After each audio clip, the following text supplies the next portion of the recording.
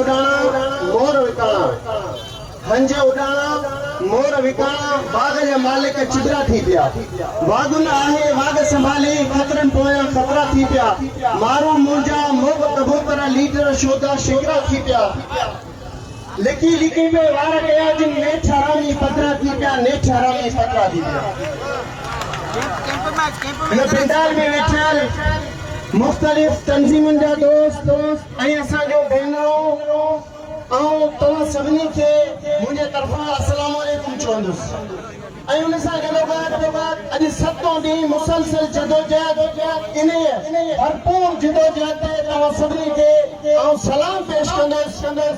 government Sindh जेका पंहिंजे पहिरें ॾींहं खां वठी कंध हेठि करे अंधी ॿोड़ी ऐं गुंगी जेका न ॿुधण लाइ तयारु आहे न ॾिसण लाइ तयारु आहे ऐं हीउ हेॾो सारो जेको असांजो स्ट्राइक हले पियो पूरी सिंध जे अंदरि हर इदारो मुकमल तौर ते बंदि आहे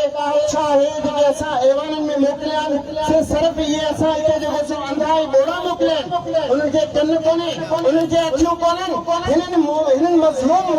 मुलाज़िमनि जो आवाज़ उन्हनि जे कननि ताईं छो नथो पहुचे इन्हनि खे इन कुर्सीअ ते विहारण वारा बि असीं आहियूं ऐं यादि रखी छॾीनि जेकॾहिं ही अवाम ही मज़लूम मुलाज़िम बिगड़ियो त इन कुर्सीअ तां अव्हांखे ॻिचीअ मां झले छिके लाहिण बि असांखे ईंदो आहे दोस्तो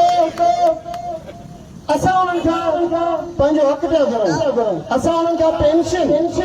दलाल साहब तुंहिंजे ॾाॾे ज़ुल्फ़िकार अली भुट्टो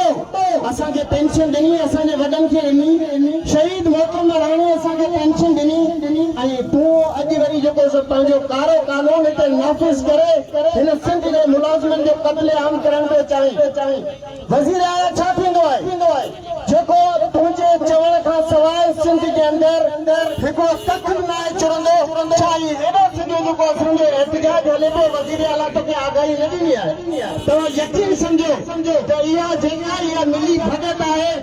वॾे बिलाल भुट्टे खां पुछी करे जेके बि हिन जा नुमाइंदा आहिनि उन्हनि सभिनी खे इन राज जी ख़बर आहे इन ड्रामेबाज़ी जी उन्हनि खे ख़बर आहे मिली जुली करे मुलाज़िमनि सां जेको रिंगड़ करे रहिया आहिनि असां हिननि खे अॼु इहो ॿुधाइण था चाहियूं त असांजा जेके जाइज़ मुतालबा आहिनि उहे हल करियो असांखे ग्रुप इंश्योरेंस ॾियो तव्हां चओ था न तव्हां मरो त पहुचूं जेकॾहिं असां मरंदासीं त शादीअ खां पोइ न पढ़े असीं कहिड़ी पाए ॾींदासीं असांखे जीअरे ॾियो त असीं ॾिसो असां पंहिंजे बचनि जो मुस्तक़बिल जो कुझु न कुझु करियूं